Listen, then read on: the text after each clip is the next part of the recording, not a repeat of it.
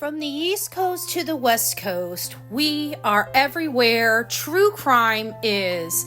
We are asking for the public's help. We are searching in the woods. We are doing what it takes here on the Bullhorn Betty channels to find answers to the most alarming cases we have been watching on the news.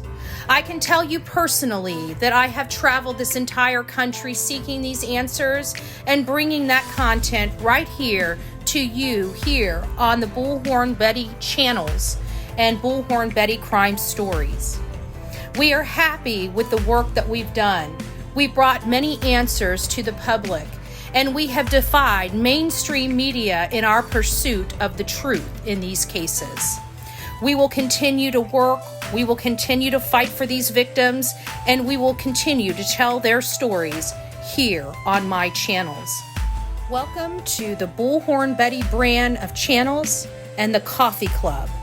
Thank you for your love, thank you for your support, and more importantly, thank you for allowing me to bring these victims' stories to each and every one of you advocating for each of these victims. God bless you. God bless America, and more importantly, God bless our victims.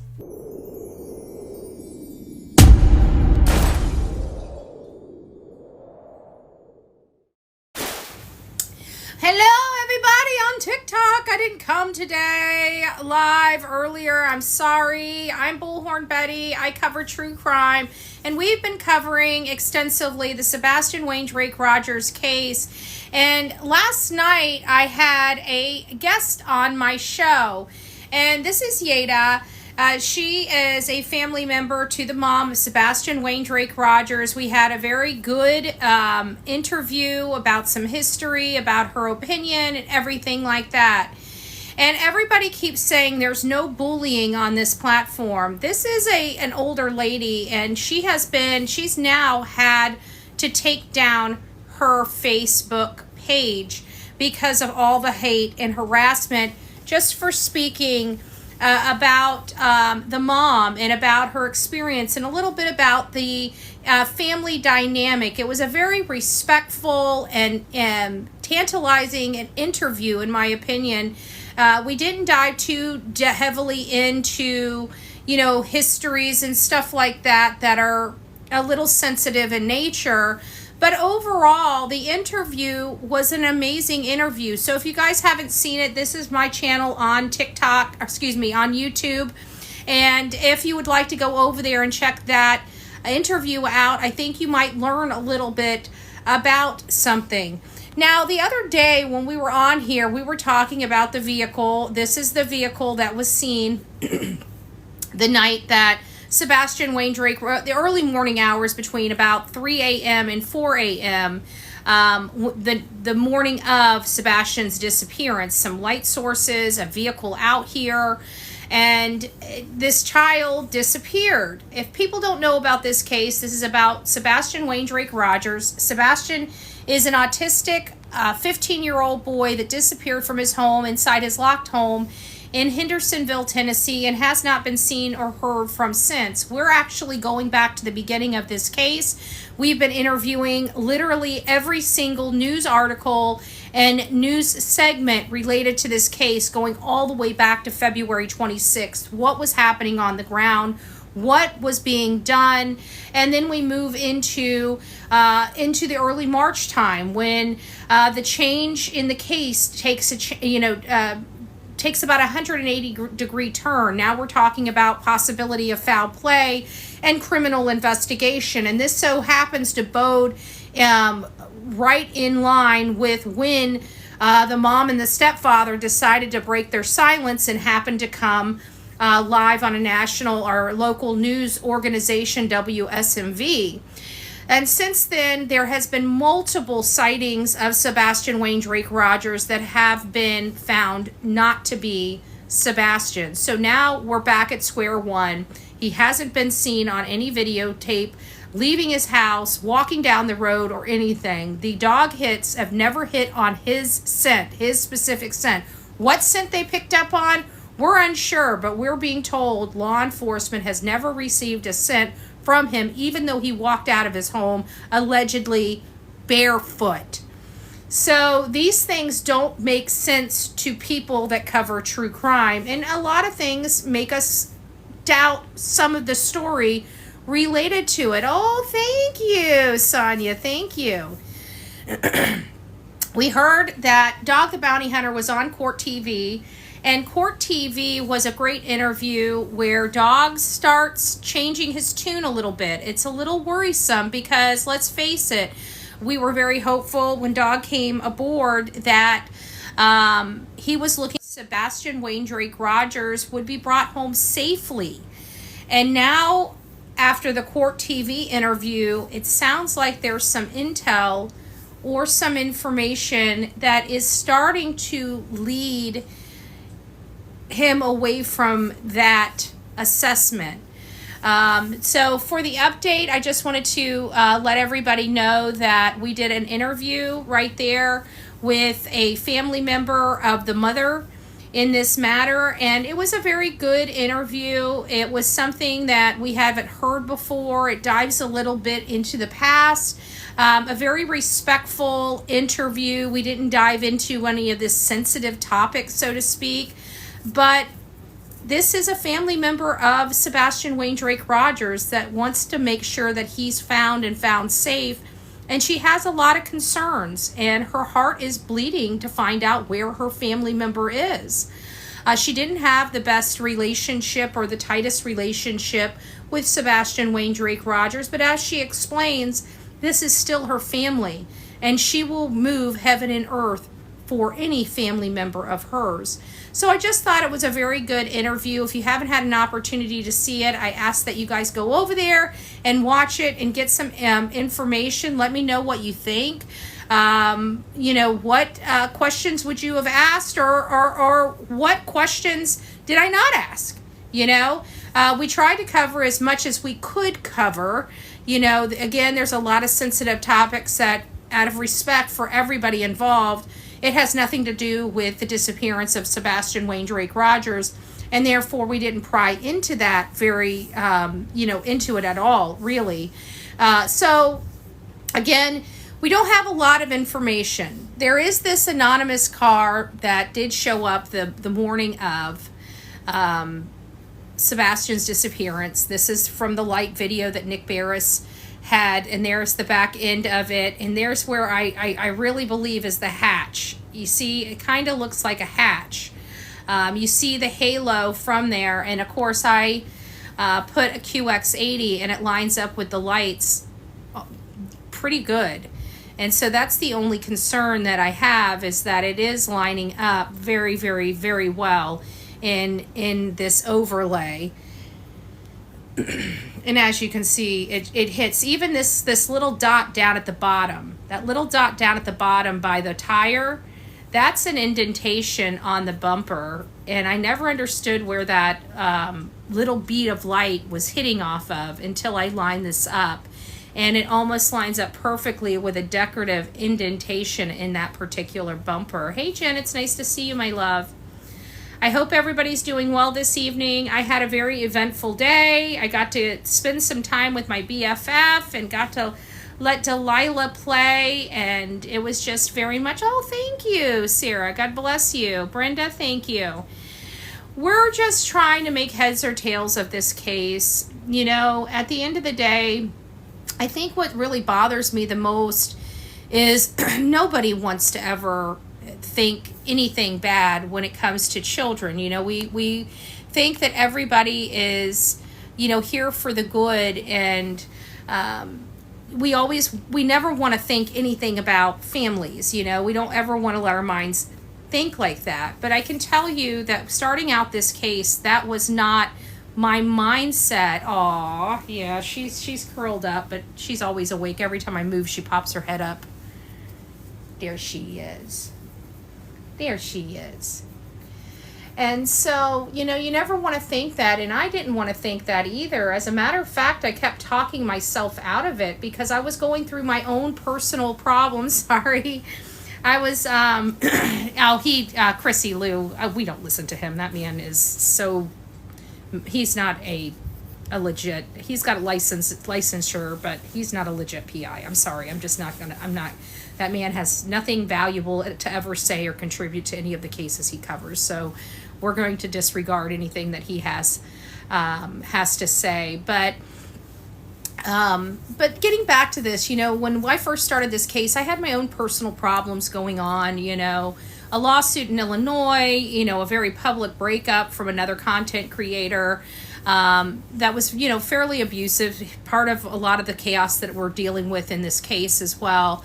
And so I kept trying to talk myself out of what I was seeing and what I was reading and what I was feeling every time I saw things or heard things differently. I kept trying to say no, no, no.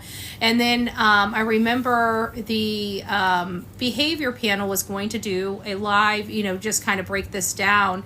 And they didn't agree, quite frankly. They only saw certain segments of that green shirt interview with WSMV that they had on March 4th. Thank you, Jen. God bless you. So I was really kind of back and forth, but then I remember exactly the date that my mind changed. It was March 19th. I had only been in the case, I think the first real video was done on March 16th, but I had been monitoring and watching it because we've been hearing about it because the Riley Strain case was very close to it, and I was neck deep in the Riley Strain case. And so this was not too far away from it. So a lot of us had migrated over to this case, and it was very hard, but I remember the date. It was March 18th, and maybe it was March 19th, because that's when I saw the video. And that's when my mind completely changed. I was arguing with myself for about a week or so. I was not, we were talking about it a little bit here and a little bit there on my live broadcast on YouTube. But it was the 19th. It was March 19th that my mind was made up, because that was the Chronicles of Olivia interview that I watched. And in Chronicles of Olivia, the whole story seemed to just change. There was cousins added. There was, going out in the car and driving around the neighborhood, and the school added. And I'm like, why are these now being added? And I kept thinking about it and kept going back and looking. And it's like, okay, well, this case has taken a turn toward, a criminal investigation. It happened right at the WSMV video. You can kind of see this with all the news that's going on and everything like that. And I'm thinking, golly geez, this seems pretty odd that we have all of these changes all of the sudden. And it dawned on me that law enforcement must have questioned them intensely after they scaled back the searches and this started moving into a criminal investigation.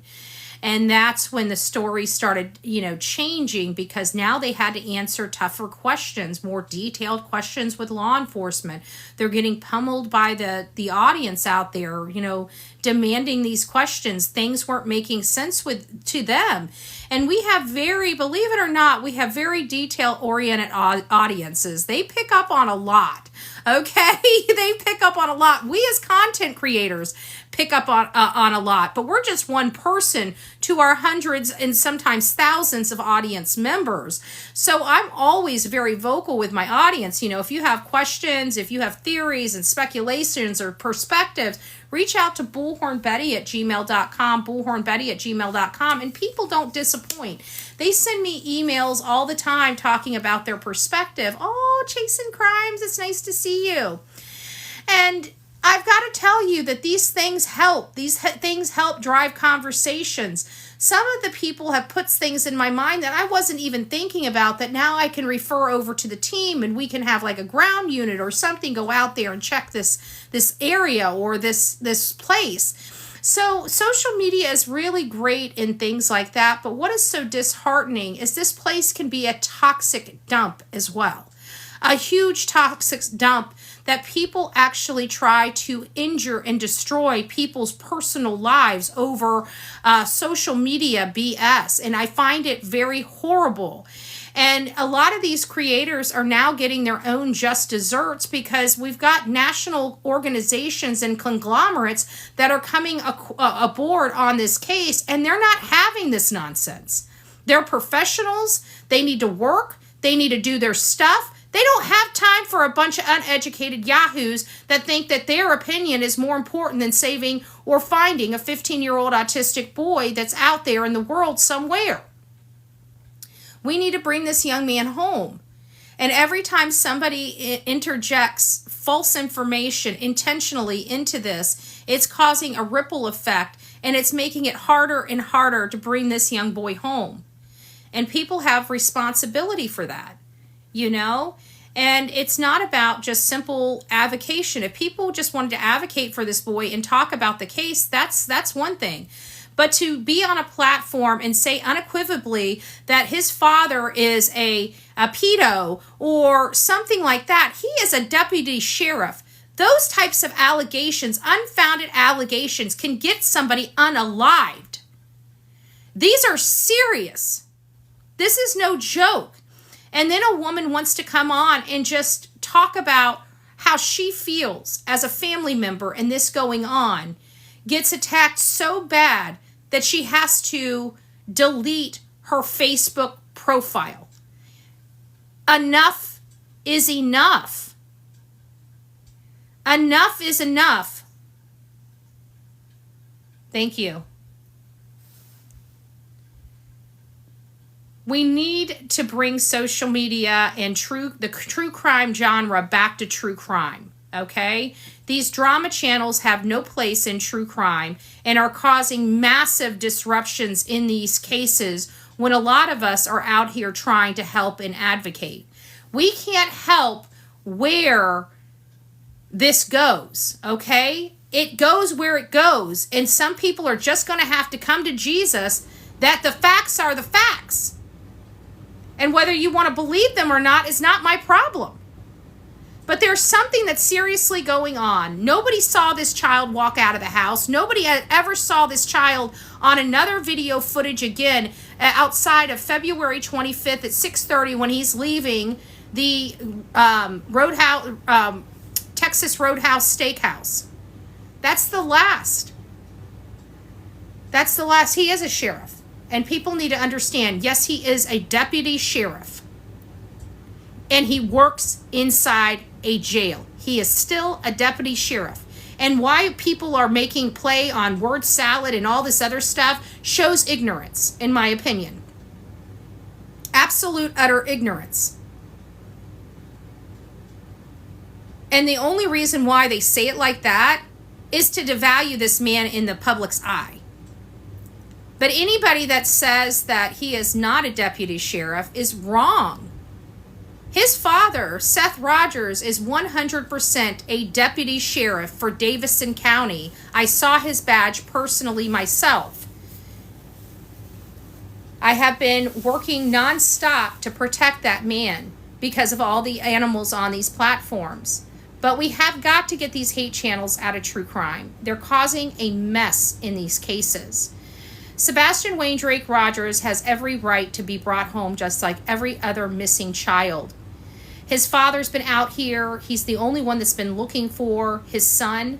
The mother and stepdad have not. He's the only one that has publicly taken a polygraph test and passed. The mom and stepfather have not. He's the only one that was willing to undergo, I guess it would be basically a chemical, a medical procedure to pump his body with truth serum just to make the world believe him. While the other side screamed, illegal! No comment. HIPAA. Security. You can clearly see that the biological father of this boy is searching high and low to find his son, while the last people that saw his son alive are not. I can't change those facts. People can beat me up. They can be nasty to me. They can keep throwing me in jail. It's not going to change the facts. The bottom line is kids just don't poof disappear. He was inside a home. He was in his bed. There's no evidence of a break-in. There's no evidence of an abduction. This child was sheltered. He didn't even have internet. Where's the stranger danger? Mind you, do you know the statistics for stranger danger are 0.1% of being a possibility? And that's for a normal child on the internet. 0.1%. We just read it. It was in the Newsweek article of March 5th. Go back to Newsweek. I read it on my live earlier today. You guys can go over to my Bullhorn Betty channel on YouTube and watch my earlier live if you'd like to see it. But we brought up the statistics. Very low probability. Very, very low. And when we're in cases where we have missing people or deceased people, one of the very first tasks we try to locate is the person that last saw that missing or deceased person. And the reason why is statistics. Thank you. Yes, we worked very hard on having a very good interview yesterday. I'm very blessed that she trusted me to give her that interview. I know multiple people had approached her for that interview, and several people had approached me and asked me if I would be willing to, and I said absolutely. And so that's what we did. She has things on her heart, you know, these things are bothering her greatly, and she has no outlet to express those on. And people in the true crime applauded the interview. People in the true crime, thanked her for her bravery. People on the hate channels tried to destroy her. Okay? We need the hate channels out of the true crime genre, and it's up to me and it's up to each and every one of you to make sure we don't engage in the hate. Our cases are bad enough as is, okay? We have missing children, we have missing adults, we have deceased children, we have deceased adults. Okay, our business is already ugly enough. Do we really need to add more ugly to it? You know, we're trying to find answers. We're not trying to hear a bunch of kids complaining and whining and moaning and groaning like 2-year-olds. Let's be honest.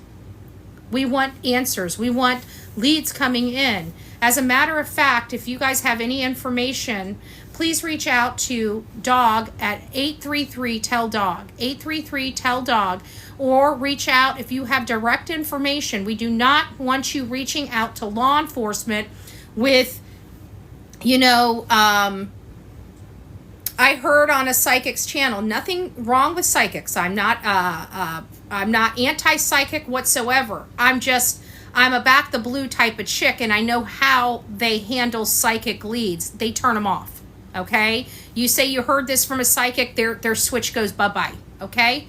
So you can't call them in with, you heard this, okay? That is not for police to call in. What you need to be doing is sourcing that or sending that to 833-TELL-DOG to verify and validate the information before it goes over to law enforcement if you do not have firsthand experience or firsthand knowledge.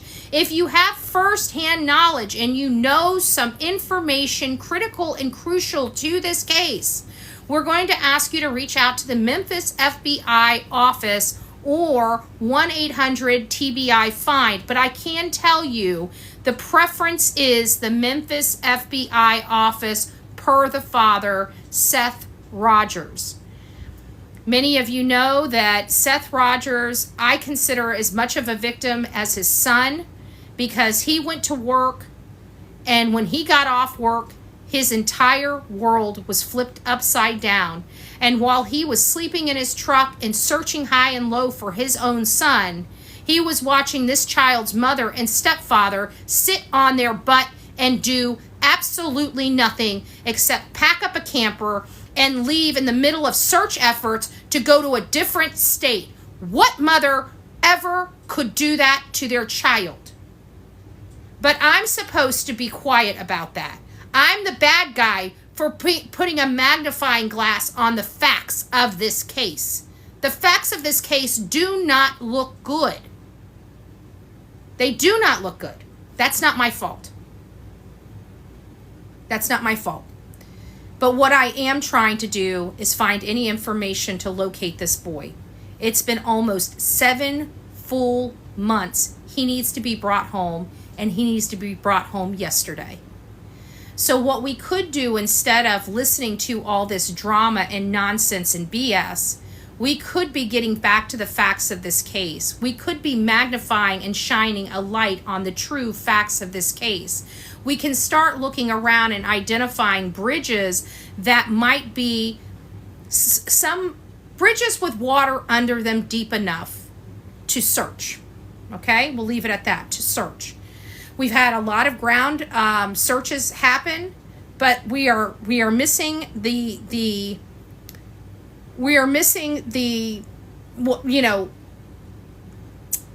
milestone for water searches. We're not quite coming up to where we need on water searches. I know that people are out there looking, and we do have some water search teams that hit here and hit there and stuff like that. But as soon as we can identify more bridges, and not only that, if you're out in the area and you have a boat with sonar and side imaging, and you're going through and under these bridges to get to your destination, do a couple of searches around the bridges. Just make sure there's nothing there that somebody needs to look at a little bit further. There's a lot that we can do. Right now we have an initiative to light it up green. This is an initiative to honor Sebastian Rogers. People have been sending me photos of their green lights from all over the world. I've got things from Australia, I've got things from the UK, I've got things from Ireland, and things from Canada. People are lighting it up green. They've been posting stuff. They've been sending me emails to show me their photos. They've been posting it on Bullhorn Betty's True Crime Facebook group, and also Justice for Sebastian Facebook group. So if you guys are lighting it up green, please send those photos in. I'm going to end up making a beautiful video to give to Seth Rogers once we get all of the photos in, and enough where I can do the photos as well as a voiceover on it. But I gotta say, it is amazing to see so many people come together to honor this boy from all over the world.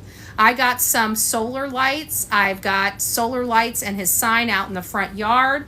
That's something that you all can do if you can afford it.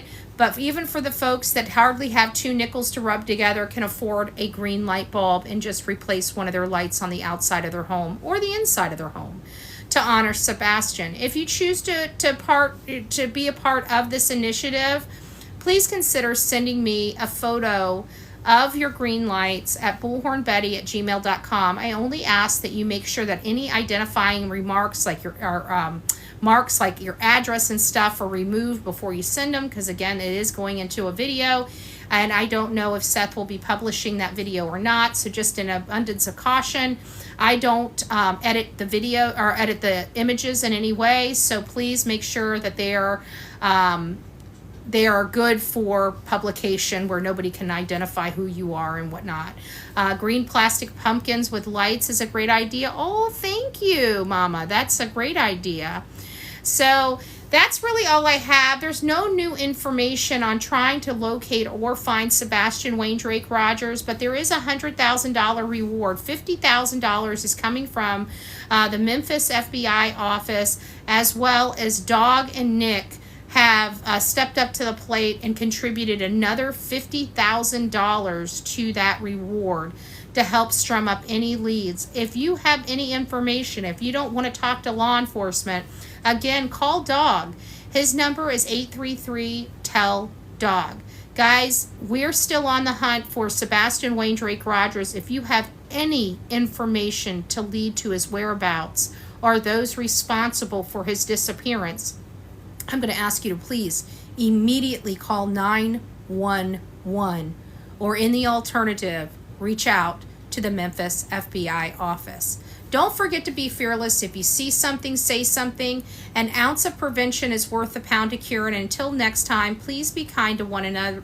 More importantly, please be safe and kind to one another. God bless you.